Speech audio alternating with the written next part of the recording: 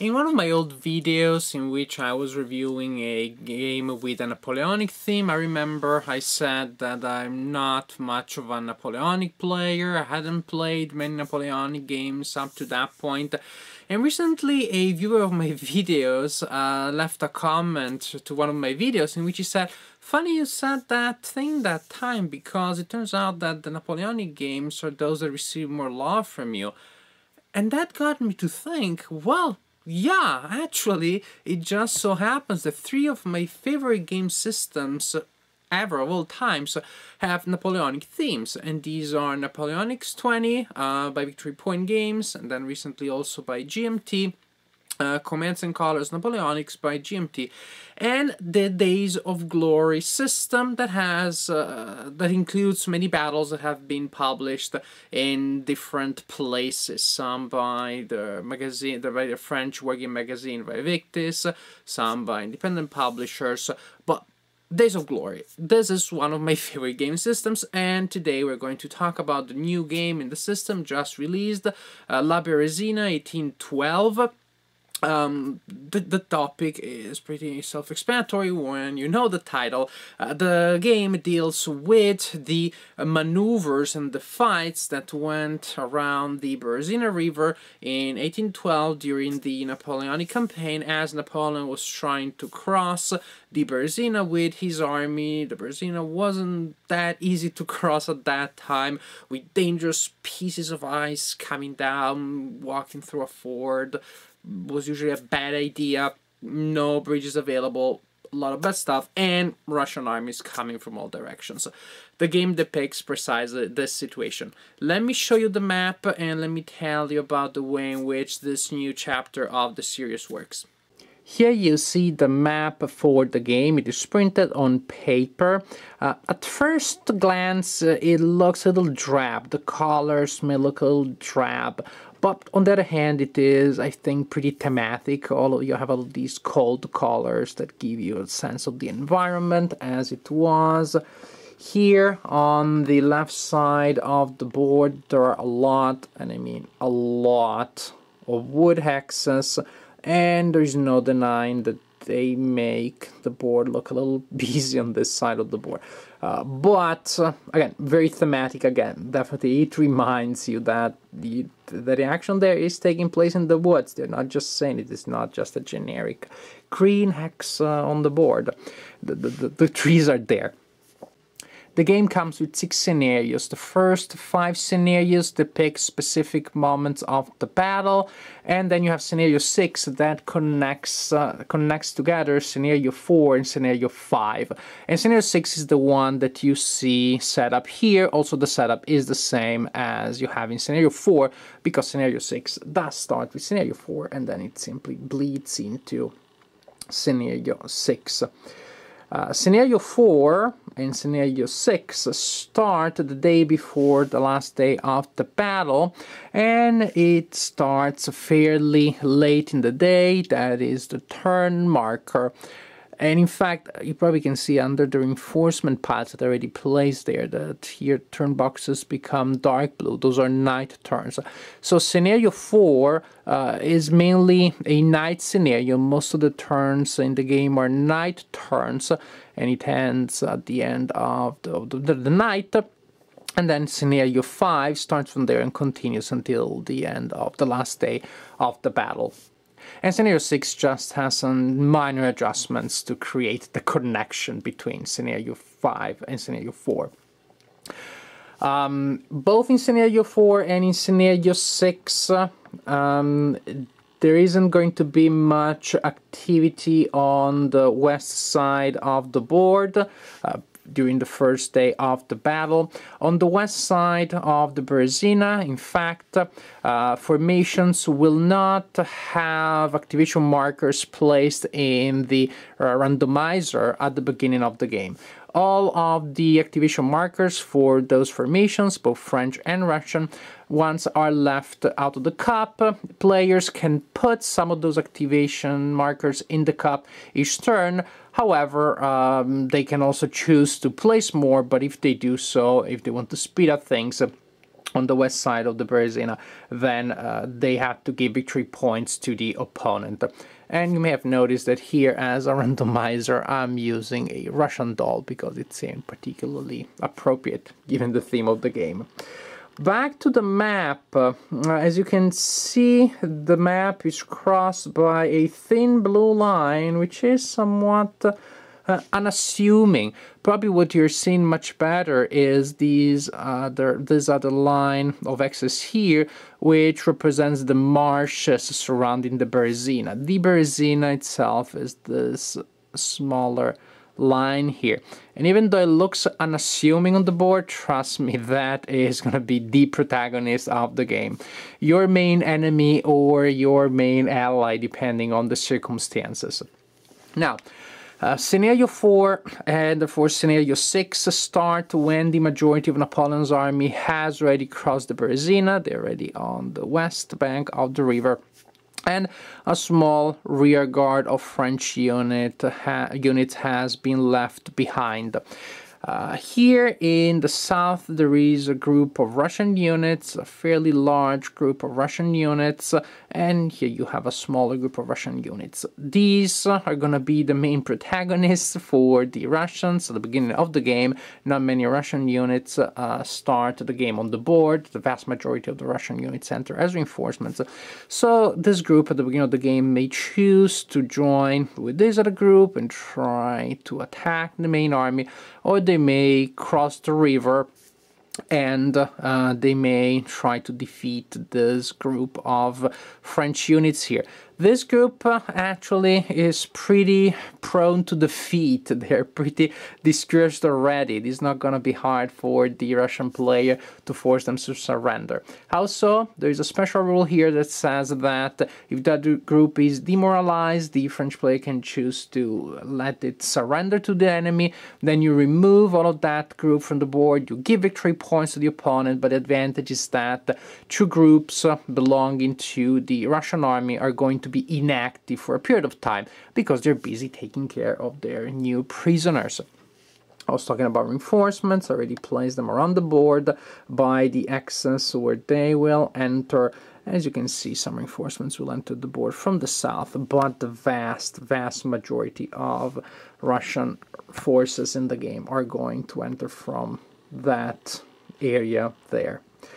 And that means that this thin line of French defenders are going to have a hard time slowing down the advance of the Russians. How are the French going to deal with that? Are they going to have some of the units cross back to the east side? Why would they do so? Well, there may be reasons. What you see here, he is a group of trainards. These units here with the white stripe here, these are trainards. Those counters represent groups of civilians, women, disarmed soldiers, even children that were following the French army, and that for now are still on the east side of the Berezina. Problem is, historically, these people were left behind by Napoleon. That was a conscious decision. He sacrificed them, and in fact, large numbers of these people were slaughtered by the incoming Russians. Here, the French player has the opportunity to set things right, because the French player will earn victory points by saving these people, by having them cross to the west side of the board. On the other hand, of course, the Russian player will earn victory points by destroying these units. So there are going to be decisions that need to be made there. Also, the same applies to these two wagons. If they're saved, victory points for one player. If they destroy, victory points for the other player. Now, crossing the Berezina, how do you do it? There are several ways. There are forts around the Berezina, not many, and crossing at a ford without a bridge, just walking into the fort is kind of dangerous. There are penalties, bad stuff may happen. You can use a bridge if you can find one, or this unit, a blé, this is a unit of French engineers, and that unit can build bridges. To do so, however, you need materials. So there's a special action that you can perform in this scenario, which is to, in the game, in the Berezina game, which is to destroy villages pretty much to strip them of their materials so that those materials can be used to build a bridge. An action you can do, in fact, is to destroy villages. You place a destroyed marker there. You can see one under a blade.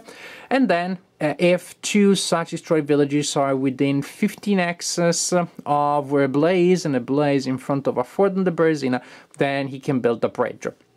As you can see, this has already been done. The bridge is already there, right in front of a blé, and that bridge crosses the Berezina. Because this is a late scenario, because it is assumed that these actions, destruction of villages, construction of the bridge, have taken place in earlier scenarios. If you play earlier scenarios in the game, then you will have to perform those actions. Another way of crossing the Berezina is to use mobile bridges. They can move on the board as land units, and they can also be used as bridges. The Russian player has one such unit, which can be particularly useful. I think the Russians will have to use that carefully. There are boats that can be used in certain scenarios. There are several ways, but none easy, none automatic. The action, of course, is to destroy a bridge, and then there is the counter action that is to rebuild a bridge. And we will see what Napoleon is going to do about this, if he's going to destroy the bridge, and that bridge that you see there in the video right now, and leave the trainers behind. If he's going to use the bridge, there definitely are going to be tough choices here to be made. You can earn victory points in the usual way in this scenario and in the Berezina game by destroying enemy units. In this specific scenario, there is also an instant victory condition for the Russian player, in case the Russian player occupies the X where you see Napoleon right now. There's a small village there. If the Russians take control of that village, then they win the game immediately. Other things, victory points for the Russians if the French player commits the guard.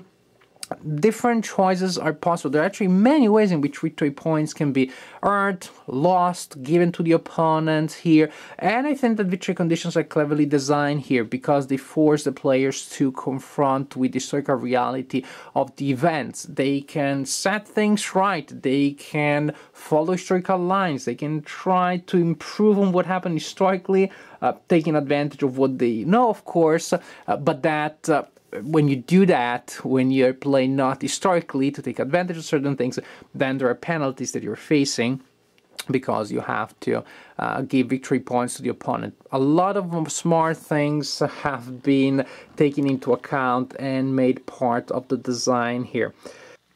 This game had no surprises for me, by which I mean that I liked it. I liked it very much, just as I expected I would. All the things that I like about the system were definitely here: maneuverability, commands, combat, right level of detail for my taste, all the things that I love right there. And all cooked together very well in a narrative that really takes into account maneuvering, position, and terrain. Oh my gosh, terrain here is so important. That Berezina River is going to be the main protagonist of the story. It really is. So challenging, so problematic. You have a lot of ways to cross the Berezina, actually, more than you think at first. None easy.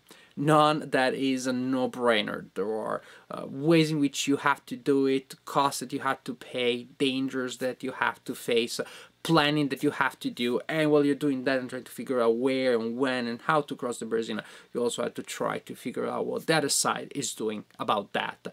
Fun, enjoyable, tough, a lot of tough decisions, and a lot of small events that also add to the historical flavor and to the narrative of the game. Therefore, this is a game with enormous narrative, which I like a lot.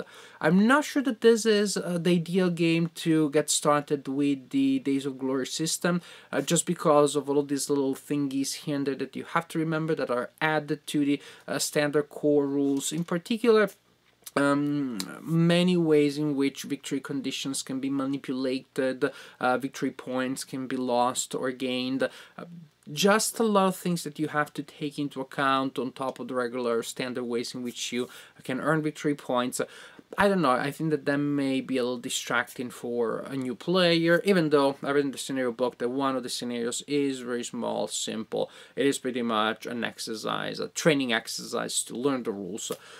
But I don't know, maybe there are other games that are better, maybe this one is perfectly approachable. But if you know the system already, then there's no reason for you not to try this game, because this is a fun one. This is an excellent one. The scenario that I played was long, pretty long to set up, but then I played it for several nights, and the action kept being engaging. New things would happen. Sometimes the action slowed down, but you could see that there was a build-up of things to come, and that kept me hooked, and it kept me going, and I wanted to see what would happen next, even though it may take 1 or 2 hours to get to that point when the action really exploded, when the thing that you had been setting up finally materialized, which is one of the great things of wargaming. That's what good wargaming does. Keeps you excited even when not much is happening, because here a lot is really about maneuvering and finding the right place and finding the right position, which is all great. The scenario they played, pretty long, also gave me a feel for the 2 scenarios that are encapsulated here. Fun stuff. I think that it could be fun played individually too. So I cannot think of anything negative to say about this game, just because I like the system, I like the incarnation of the system in this topic, I like the way in which the topic comes alive in a full narrative thanks to the game. So to me, another success, another great chapter in the Days of Glory system. Try it, and I think you won't regret it.